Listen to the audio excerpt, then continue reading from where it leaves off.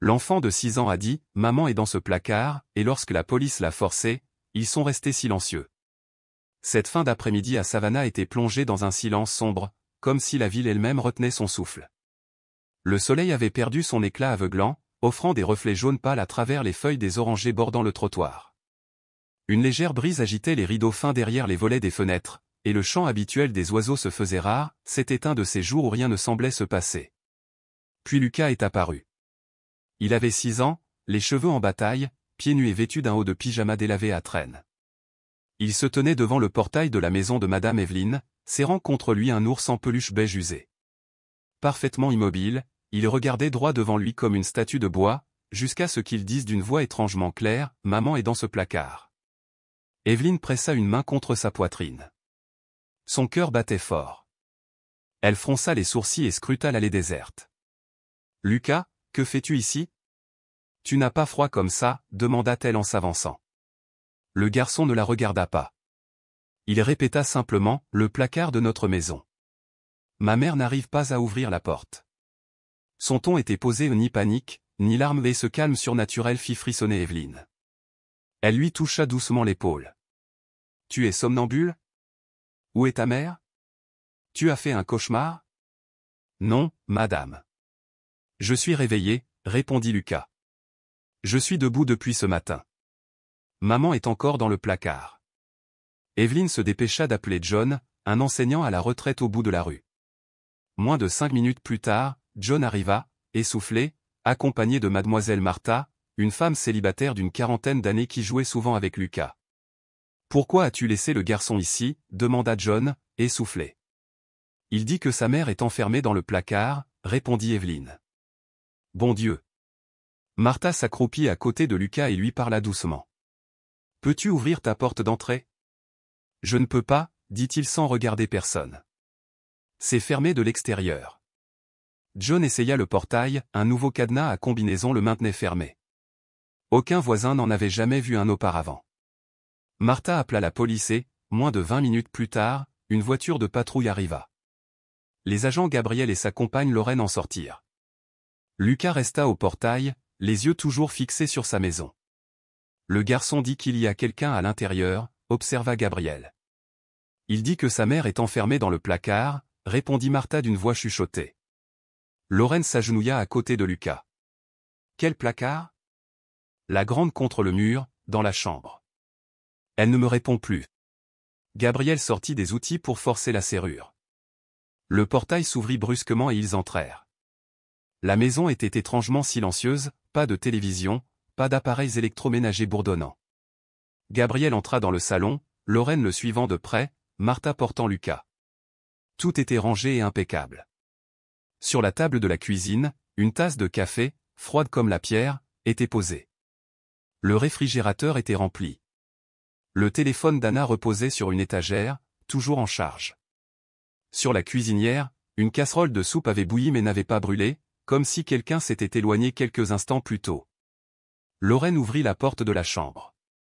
Un léger courant d'air fit onduler les rideaux, mais le lit était vide. Contre le mur se dressait un grand coffre à couverture en bois sombre, dont la vieille poignée en laiton brillait. « Ma mère est à l'intérieur » dit Lucas d'une voix inchangée. « Mais elle ne parle plus. » Gabriel essaya la poignée.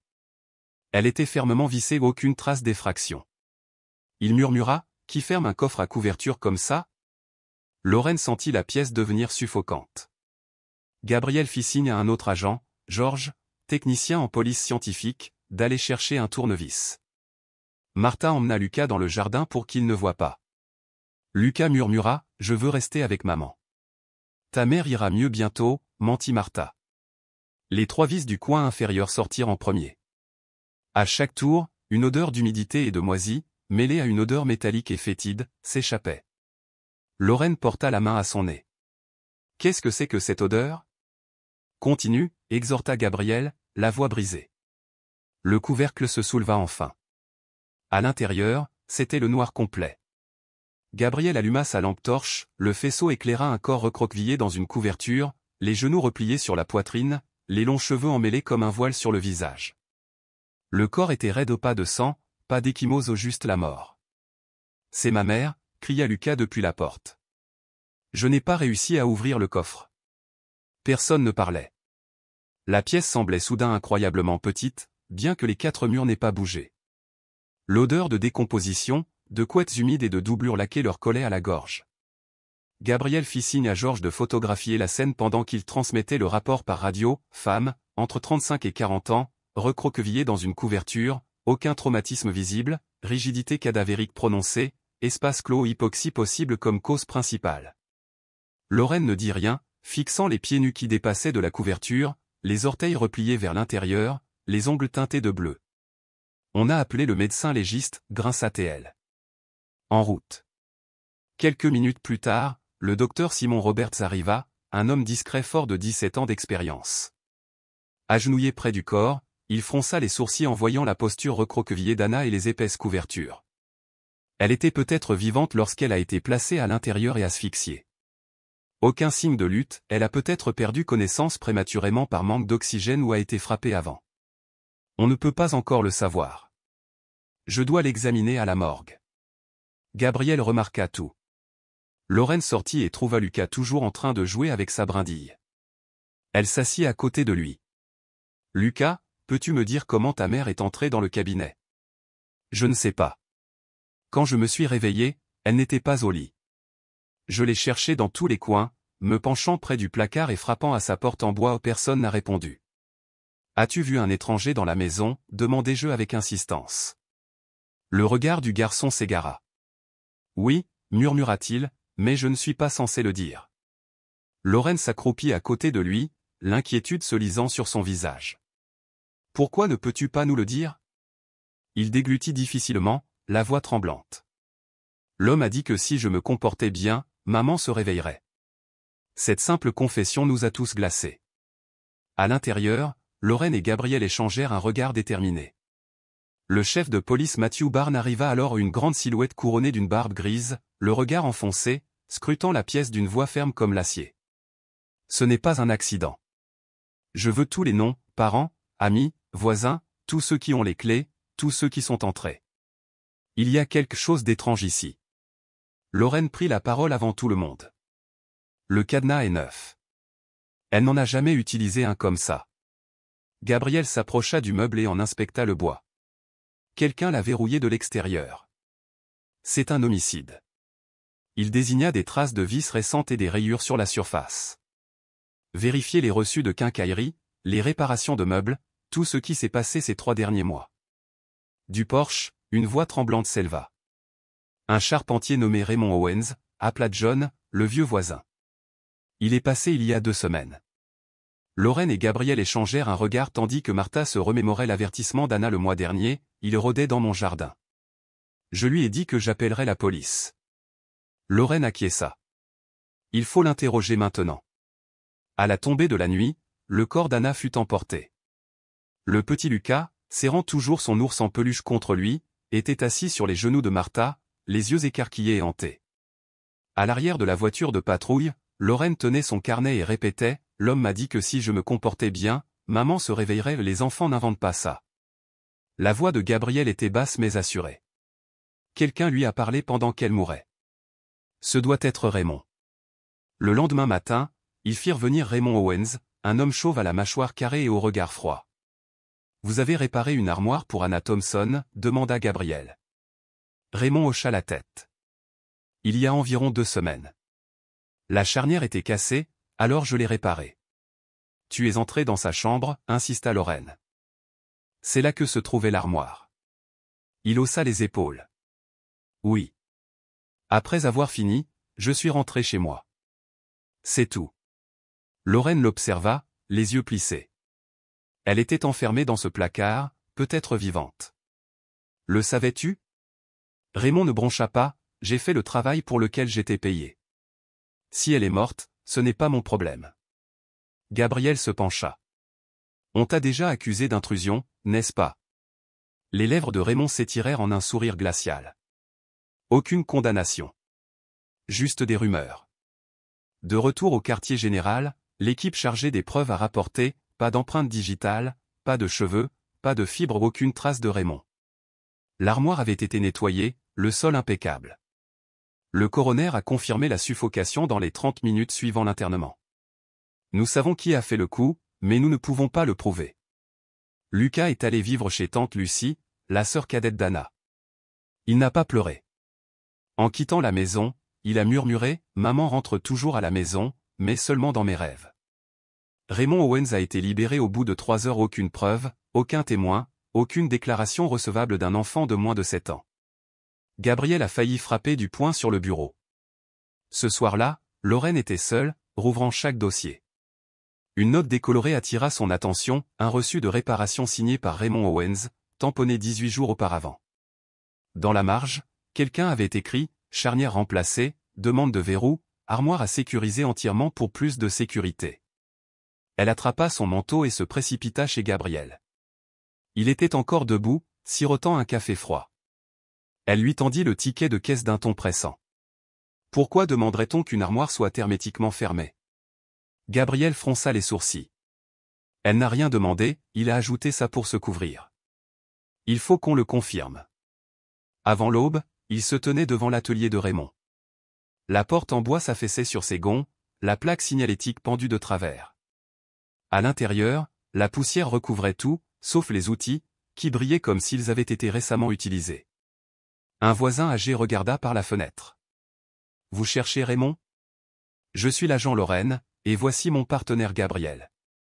Nous enquêtons sur la mort d'Anna Thompson. » La voix de l'homme tremblait lorsqu'il prononça le nom d'Anna. « Cette fille rousse, elle a été tuée.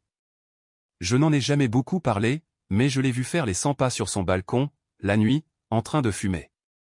Une fois, il portait même un chapeau pour que personne ne le reconnaisse. » Il secoua la tête. Il ne parle jamais, il regarde.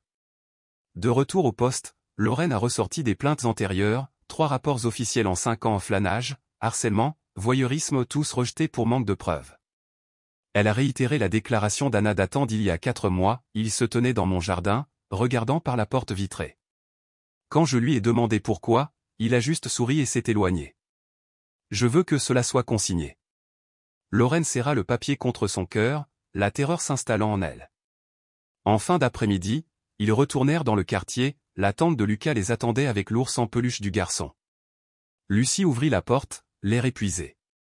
Assis par terre, Lucas, les jambes croisées, des crayons éparpillés autour de lui, dessinait une scène étrange, une maison, une grande armoire, une femme sans boucher, derrière la fenêtre, une silhouette sombre coiffée d'un chapeau. L'agent Lorraine s'agenouilla près du garçon et lui demanda doucement « Salut, Lucas. Que dessines-tu » Il leva les yeux vers elle, le regard grave. « Ma maison, ma mère et l'homme à la fenêtre. C'est lui qui a réparé le placard. » Lorraine étudia le dessin. L'instant d'après, Lucas glissa délicatement une petite cigarette fumante entre les doigts de l'homme. Le lendemain, la police est retournée au domicile de Raymond. En fouillant sa boîte à outils, elle a découvert un plan dessiné à la main, un projet d'armoire de rangement modifié avec un système de fermeture à pression. Celle-ci promettait une insonorisation totale, une rétention de chaleur et une protection contre l'humidité. La voix de Lorraine tremblait tandis qu'elle posait le plan sur la table. « C'est pour piéger quelqu'un. » Gabriel serra les dents. « Exactement. Mais il n'y a pas de nom de client dessus. Il prétendra que ce n'est qu'un prototype. » Le chef Barne arpentait la salle, les sourcils froncés. « Nous avons un enfant témoin, un reçu, le plan de l'armoire et un historique de plainte, mais juridiquement, ce n'est pas suffisant pour une arrestation. » Lorraine intervint, la colère illuminant ses yeux. « Alors on attend qu'il recommence ? Il est libre, tandis qu'elle est morte enfermée dans cette boîte. » Barne soupira en se frottant les tempes. « Moi aussi, je déteste ça, mais je dois respecter la loi. Si de nouvelles preuves apparaissent, je signerai le mandat. » Cette nuit-là, Lucas rêva de nouveau. Il murmura, emmêlé dans ses draps. Lucie, lui brossant les cheveux à son chevet, lui demanda doucement « De quoi rêves-tu, mon cœur ?» Sa petite voix tremblait. « Maman est de retour dans le placard, mais cette fois, il est fermé à clé et je n'arrive pas à l'ouvrir. »« Il y a quelqu'un d'autre ?» demanda Lucie, le cœur battant. Lucas hocha la tête. « Il est assis à côté du placard, en train de fumer. » Lucie le serra fort dans ses bras, chaque battement de son cœur faisant écho à sa peur. L'appartement de Raymond Owens donnait sur la rue principale, au rez-de-chaussée. Une grande fenêtre sans rideau révélait un unique fauteuil près de la vitre, un perchoir que ses voisins surnommaient « le fauteuil du gardien ». Nuit après nuit, il restait assis, voûté, cigarette allumée, le regard perdu au loin, comme s'il attendait quelque chose. Un soir, Gabriel et Lorraine se garèrent au bout de la rue avec des jumelles. Depuis sa libération, Raymond n'avait pas pris la peine de se cacher. Gabriel murmura, « Il sait qu'on ne peut pas le toucher ». À travers l'objectif, Lorraine aperçut la silhouette à la fenêtre. La cigarette allumée, la posture figée, il observait la maison de Lucas. « Il attend », murmura-t-elle, se rappelant les paroles de Lucas, « Si je me comporte bien, maman se réveillerait ». C'était une berceuse tordue, une cruelle promesse de faux réconfort.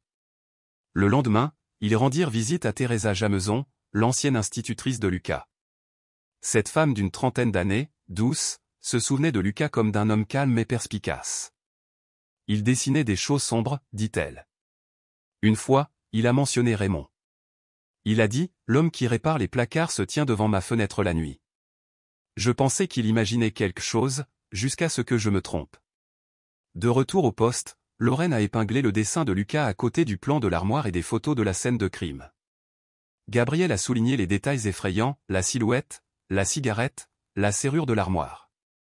Il n'a pas seulement tué, a dit Gabriel d'un ton sombre. Il a laissé un message, tais-toi, sois sage, et maman ne fera que dormir. La vie de Raymond était solitaire, pas de famille, pas d'amis, pas de visiteurs. Son appartement d'une pièce, à peine plus grand qu'une cellule, servait de cuisine et de salon, ainsi que d'une chambre plongée dans le noir complet, fermée à clé. Pas de télévision, pas de radio, pas d'œuvre d'art, seulement un fauteuil usé, un paquet de cigarettes, un zippo cabossé, une tasse vide et un cendrier débordant de cendres froides. Sous l'attention croissante des médias, les enquêteurs ont convoqué Raymond pour un deuxième interrogatoire. Dans la salle d'interrogatoire austère, ils ont exposé le dossier d'Anna Thompson, le plan du meuble et le dessin de Lucas. Gabriel a fait glisser chaque pièce sur la table. « Vous avez réparé ce meuble » a-t-il déclaré sèchement. Anna vous a dénoncé pour intrusion. 2 autres femmes ont déposé des plaintes similaires. Un enfant de 6 ans affirme que vous êtes la dernière personne que sa mère a vue vivante. Raymond fixa le croquis de Lucas. Il leva la main comme pour tirer une bouffée, puis se souvint des règles. « J'ai réparé une armoire » dit-il calmement. « Elle m'a embauché. Je n'ai forcé personne. » Elle a écrit la note sur le reçu. Lorraine laissa échapper un rire amer. Une mère célibataire t'engage pour sceller une armoire afin que personne ne puisse y respirer. Tu crois vraiment que quelqu'un y croit? Le regard de Raymond resta vide, indifférent. Je voulais juste lui donner une leçon, dit-il doucement. Elle m'a insulté, traité de monstre, jeté dehors comme un chien. Lorraine se renversa en arrière, les poings serrés sous la table. Gabriel gardait la tête baissée, griffonnant chaque mot. Elle était vivante quand je suis parti, poursuivit Raymond. Si elle est morte à l'intérieur, elle a dû s'enfermer. Le silence s'abattit sur la pièce. Après son départ, Gabriel frappa le mur du poing. Il l'a avoué, il a dit qu'il lui avait donné une leçon. Et ce n'est pas suffisant pour l'inculper? Lorraine appuya son front contre la vitre tandis que Raymond s'éloignait, pas de sang, pas d'échymose, pas de témoin, pas de caméra, pas d'enregistrement. Pendant ce temps, dans son petit appartement de la banlieue sud, Lucie, la tante de Lucas, s'occupait du garçon. Il s'était replié sur lui-même, pas de jeu, pas de mots, serrant simplement le vieil ours en peluche qu'il avait pris chez sa mère. Lucie avait organisé une séance avec le psychologue pour enfants Elliot Morgan, un homme doux et expérimenté en matière de traumatisme. Il ne réagit pas aux photos de sa mère, rapporta Elliot. Mais il serre les mains à la vue de ce dessin de placard. Pourquoi, murmura Lucie, les larmes brouillant sa vision. L'enfant sait que sa mère est morte, dit doucement Elliot, mais son esprit ne peut accepter qu'elle ait été assassinée. Tout ce qu'il comprend, c'est qu'elle était piégée et qu'il n'a pas pu ouvrir le placard. Lucie se couvrit le visage et sanglota. Ce soir-là, Lorraine rentra tard. La lampe du salon projetait une douce lueur jaune. Elle s'affala sur le canapé, hantée par l'écho d'un rêve d'enfant et le souvenir d'un homme qui donnait des leçons avec une indifférence froide et sans faille. Elle n'avait jamais été confrontée à une affaire qui lui coupait le souffle ni à cause du sang, ni à cause du cadavre, mais à cause de la prise de conscience, impuissante et suffocante, que la justice perd toute sa force en l'absence de preuves. Elle griffonna dans son journal, « Nous savons qui est le tueur, mais nous ne pouvons pas l'arrêter. Chaque nuit, je rêve de ce placard et de l'enfant qui s'y trouve. » Son regard n'exprime ni colère, ni culpabilité, seulement une question muette, pourquoi les adultes n'ont-ils rien fait? 3 semaines plus tard, le dossier d'Anna Thompson était classé inactif, la mention finale est froide indiquant « preuves insuffisantes pour des poursuites pénales ». L'histoire n'a fait que quelques colonnes dans les médias, avec des titres comme « Une mère célibataire retrouvée morte dans un cabinet, aucune accusation criminelle n'a été portée ». L'indignation publique a brièvement éclaté, puis s'est estompée.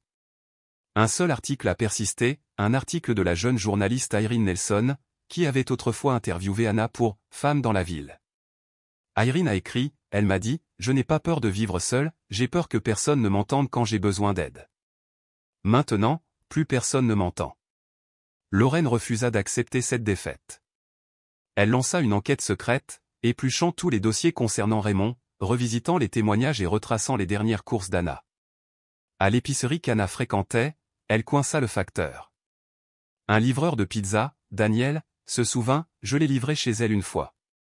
J'ai entendu des cris ou une voix d'homme qui hurlait, « Pour qui vous prenez-vous » Et puis quelque chose s'est écrasé. J'ai failli appeler la police, mais tout s'est tu. Je pensais qu'ils s'étaient réconciliés. Lorraine nota chaque mot, mais se retrouva une fois de plus sans vidéo, sans blessure, sans corroboration, sans valeur juridique. Pendant ce temps, Lucas, 6 ans, dessinait un autre dessin au crayon rouge, la porte du placard, solide et fermée, avec une petite silhouette recroquevillée à côté. Un homme avec un chapeau tenait quelque chose qui ressemblait à un tournevis. « Qu'est-ce que tu dessines, ma puce » demanda Lucie. « Maman dort dans le placard. J'ai entendu frapper, mais je n'ai pas pu ouvrir. » Qui a verrouillé la porte? L'homme qui a réparé le placard. Les mains de Lucie tremblaient en apportant le dessin au poste. Lorraine le fixa longuement.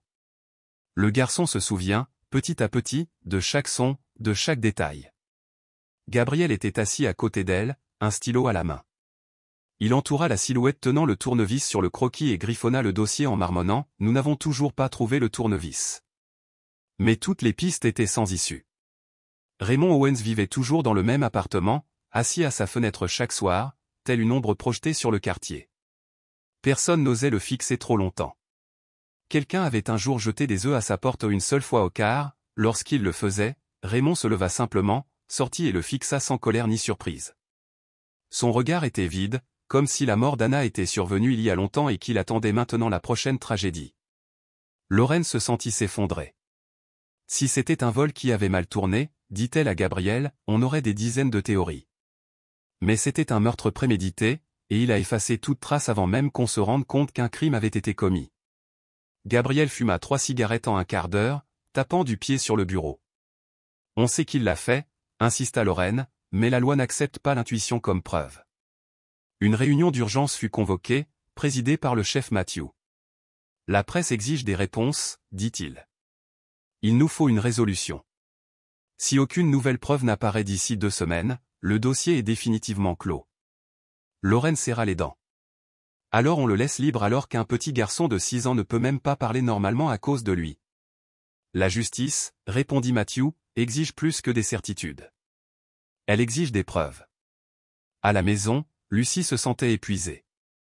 Lucas n'était ni provocateur ni destructeur, mais son silence glaçait l'atmosphère. Il ne pleurait pas, et pourtant il se réveillait souvent. Chaque matin, il collait son petit visage à la fenêtre et murmurait « Maman revient ». Lucie n'avait pas de réponse.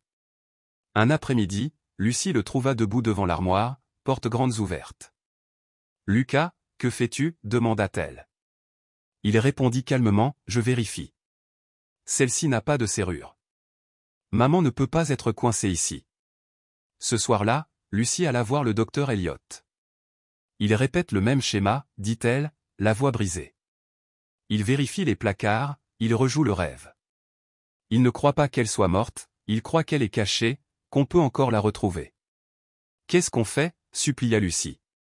Qu'il dessine, qu'il écrive, qu'il parle, qu'il enregistre tout ce qu'il faut. Ne réduisez pas sa mémoire au silence. Pendant ce temps, Gabriel visitait le magasin où Anna avait fait ses courses. La propriétaire, Émilie, se souvenait avoir vendu à Anna un petit enregistreur vocal, un modèle noir avec un embout argenté, compatible USB-O du genre que les professeurs utilisent pour noter. Environ un mois avant sa mort, raconta Emily, elle m'a demandé très attentivement comment enregistrer et sauvegarder des fichiers. Je n'en ai vendu qu'un ce mois-là, rien qu'à elle. Gabriel fronça les sourcils, un enregistreur vocal, acheté des semaines auparavant, et toujours introuvable. Lorraine parcourut le registre des preuves, aucune mention d'un enregistreur. Il pouvait être caché parmi les affaires d'Anna. Prenant son courage à deux mains, elle retourna chez Anna, munie d'une clé provisoire. L'endroit était silencieux et froid. La poussière recouvrait toutes les surfaces. La vieille tasse à café était posée sur la table. La marmite de soupe sur le feu était complètement vide. Un ours en peluche gisait par terre. Et là, cette armoire, intacte, pas encore démontée. Lentement, Lorraine toucha chaque objet. Elle ouvrit le tiroir de la table de nuit, feuilleta les papiers du bureau et fouilla chaque livre. Au moment où elle se sentait abandonnée, quelque chose attira son attention derrière l'étagère murale, un petit objet noir à la pointe argentée. Elle le retira, c'était le stylo enregistreur. Lorraine le tenait comme s'il était vivant. Elle n'appuya pas sur lecture. Au lieu de cela, elle le rapporta au poste et appela Gabriel et le chef Matthew. Tous trois étaient assis dans la salle de briefing, si silencieux. Ils entendaient le vent s'infiltrer par les étroites fentes de la fenêtre. Lorraine posa l'enregistreur sur la table et les regarda tous dans les yeux. On ne sait pas ce qu'il y a dessus, mais Anna l'a acheté et elle savait pourquoi. Gabriel prit une grande inspiration. Mais là. Lorraine appuya sur le bouton. Un léger bourdonnement statique emplit la pièce, le sifflement familier d'un enregistreur bon marché, puis une voix de femme, douce mais d'une clarté indéniable. « Raymond, qu'est-ce que tu fais ?» Personne ne dit un mot. « Sors de chez moi, j'appelle la police si tu ne pars pas », un petit rire. Puis la voix de Raymond, lente et grave, « Pour qui te prends-tu » Il y eut un bruit de bagarre, un bruit sourd comme si quelque chose de lourd heurtait le sol, puis un long silence obsédant. Gabriel murmura, « C'est lui ». Matthew hocha la tête. On l'a. Même sans vidéo, si le son était clair et si la synchronisation correspondait à l'autopsie. Lorraine leva la tête, le regard vitreux. On va la voir. À la fin de l'enregistrement, personne ne parla. Matthew se frotta le visage, les coudes appuyés sur la table. Gabriel s'adossa au mur, les yeux fixés sur l'enregistreur comme s'il était sacré. Lorraine appuya de nouveau sur lecture, déterminée à confirmer la voix sans l'ombre d'un doute. Les paroles tremblantes d'Anna résonnèrent, « Sors de chez moi, j'appelle la police si tu ne pars pas », la réponse glaciale de Raymond, « Pour qui te prends-tu » Le bruit d'une lourde chute, suivi d'un silence si profond qu'il faisait mal aux pas de cris, pas de pleurs, pas de pas venant à l'aide. Juste la mort, lente, froide et solitaire. Lorraine posa doucement sa main sur la table. Sa voix ne tremblait plus. Je l'ai entendue 10 fois.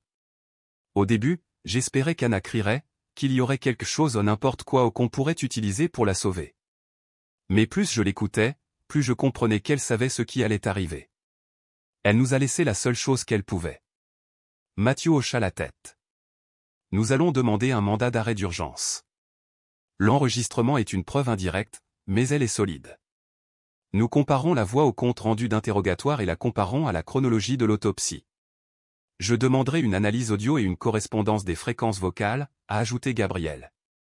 Si tout concorde, nous aurons notre dossier. Cet après-midi-là, ils déposèrent la demande urgente.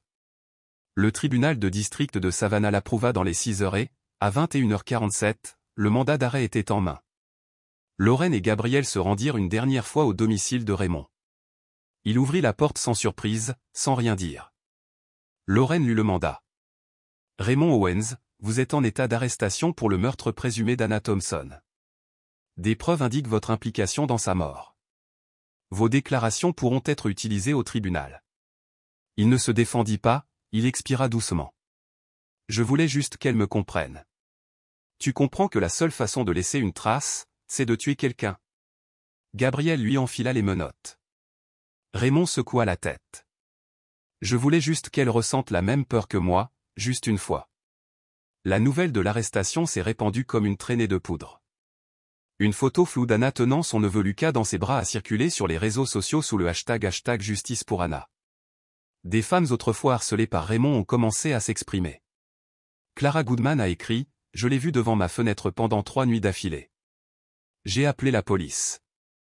Personne ne m'a cru. » Une autre survivante a déclaré « Il n'a jamais parlé, il me fixait du regard. Son regard m'a hanté pendant 2 ans. » Chaque petit témoignage a alimenté l'indignation. Lucie lut les gros titres, les larmes aux yeux. Lorsqu'elle montra la photo d'identité judiciaire de Lucas Raymond sur son téléphone, il murmura « Il ne peut plus s'asseoir à côté de ma mère, n'est-ce pas ?» Lucie le serra dans ses bras, la gorge serrée par l'émotion. 3 semaines plus tard, Raymond était officiellement inculpé de meurtre au premier degré. Les preuves clés, une concordance vocale, une chronologie cohérente avec l'autopsie et un son ambiant correspondant à la scène de crime étaient indéniables. Lucas n'a pas témoigné au tribunal, il s'est assis dans une pièce privée avec 2 psychologues pour enfants.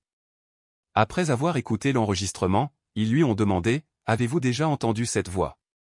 Il a hoché la tête. « C'est l'homme qui a réparé le meuble. Je connais cette voix. » Le tribunal a accepté sa déclaration comme un complément, ce qui a renforcé le récit de l'accusation. Lorsque le juge condamna Raymond à 25 ans de prison, Lorraine sortit sous le soleil de l'après-midi filtrant à travers les branches d'olivier. Elle n'avait pas l'air soulagée, elle semblait apaisée. Le silence qui l'étouffait depuis 2 mois s'était enfin dissipé. Gabriel lui glissa une main sur l'épaule. « Elle nous a laissé juste assez pour être sauvés, » murmura-t-il. Lorraine parvint à esquisser un léger sourire. « Je ne pense pas que ce soit le salut, mais au moins plus personne ne regardera Lucas par la fenêtre. » 1 mois plus tard, Lucie et Lucas s'installèrent à Boone, un petit village entouré d'oliviers centenaires. Leur nouvelle maison comptait 3 pièces, des murs blanchis à la chaux, un toit de tuiles rouges et un jardin où l'herbe leur arrivait aux genoux. Les matins étaient bercés par le chant des oiseaux, les après-midi résonnaient du gloussement des poules dans le jardin. Lucie retourna enseigner à l'école du village, où elle avait travaillé avant de vivre en ville. Lucas commença le CP avec mademoiselle Hélène, une femme douce et patiente, habituée à aider les enfants traumatisés. Le premier jour, il ne parla pas, il serra simplement son vieil ours en peluche et une petite boîte en bois. À l'intérieur se trouvaient 3 photos de sa mère, une à la plage, une riant au dîner et une autre tenant sa petite main. Mademoiselle Hélène ne le pressa pas. Elle posa doucement sa main sur son épaule et dit « Si tu n'as pas envie de parler aujourd'hui, ce n'est pas grave. Mais si un jour tu veux me parler de ta mère, je serai là pour t'écouter. » Cet après-midi-là, Lucie trouva Lucas sous le vieil olivier, en train de ranger tranquillement de petites pièces de bois. Il avait construit une minuscule armoire, pas plus haute que ses genoux, avec un bouton rond en bois. « Qu'est-ce que tu fabriques, Lucas ?» demanda-t-elle. « Je suis en train de fabriquer une armoire, » répondit-il, « mais celle-ci ne se verrouille pas. » Lucie fronça les sourcils. « Pourquoi ? » »« Pour que maman ne reste plus jamais coincée. » Lucie s'agenouilla près de lui, stupéfaite. Il plaça son ours en peluche dans le placard, à côté d'une photo de sa mère souriante, puis grava une ligne de mots tordus sur le couvercle, de son écriture enfantine. « J'entends encore maman rire tous les matins, mais je n'ai plus peur. » Lucie ne pouvait parler. Elle l'entoura de ses bras tandis que la lumière de fin d'après-midi filtrait à travers les feuilles, laissant la chaleur revenir pour la première fois depuis des semaines. Dans la douce brise du soir, pas de porte qui claquait, pas de verrou, pas d'ombre à la fenêtre, seulement ce silence apaisant. « Je ne veux plus que maman soit enfermée, je construis une armoire pour qu'elle puisse être dehors, là où il y a du vent, du soleil et moi. » Lucie ne souriait ni ne parlait, elle regardait simplement le garçon qui, 6 mois plus tôt, était terrifié par la lumière et s'était recroquevillé dans ses cauchemars. Maintenant, il ne pleurait plus, mais son silence trahissait une douloureuse maturité, comme s'il savait déjà qu'aucune bonne fée ne viendrait le sauver. De retour à Savannah, le verdict était tombé dans l'affaire Anna Thompson. Raymond Owens avait été condamné à 25 ans de prison sans possibilité de libération conditionnelle anticipée. Le tribunal avait admis l'enregistrement comme preuve indirecte mais valable, étayée par une analyse vocale, une heure de décès confirmée et des détails correspondant à la scène de crime. Malgré cela, pour ceux qui connaissaient vraiment Anna ou Lorraine, Gabriel, Martha ou Monsieur John, le mot « justice » avait un goût amer. Personne ne pouvait la ramener à la vie. Lorraine prit une semaine de congé après le procès et s'enfuit à la campagne sans prévenir personne. Un matin, elle frappa à la porte de Lucie, tenant des roses blanches et une petite boîte en bois. Lucie fut surprise de la voir. « Je voulais juste rendre visite à Lucas », dit Lorraine d'une voix posée. « Pas en tant que flic, mais en tant que personne qui a promis de découvrir la vérité et qui l'a fait. Entendant la voix inconnue, Lucas sortit en courant. Il hésita, puis reconnut le visage de Lorraine. Il ne sourit pas, mais s'approcha et passa ses bras autour de sa taille. « J'ai terminé le cabinet », a-t-il dit. Ils se dirigèrent vers l'olivier, où se trouvait le petit placard blanc. Il s'ouvrit doucement en pas de serrure, pas de poignée rugueuse, juste un petit espace suffisant pour qu'un enfant puisse croire que quelqu'un qu'il aime pouvait y vivre sans douleur. À l'intérieur se trouvait son ours en peluche et une photo d'Anna, les cheveux ébouriffés par le vent. Au bas, d'une écriture brouillonne mais soignée, Lucas avait griffonné « J'entends encore maman rire tous les matins, mais je n'ai plus peur ».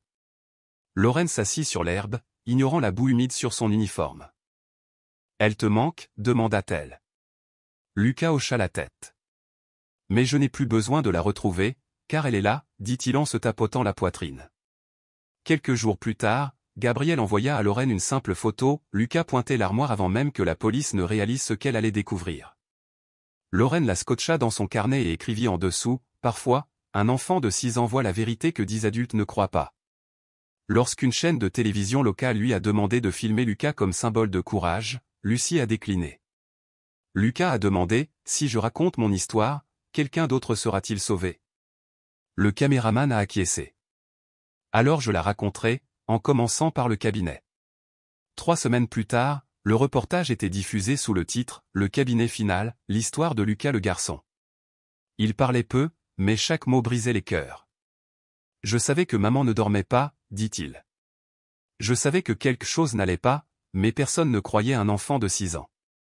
L'homme qui a réparé le placard m'a dit que si j'étais sage, maman se réveillerait, mais elle ne l'a pas fait.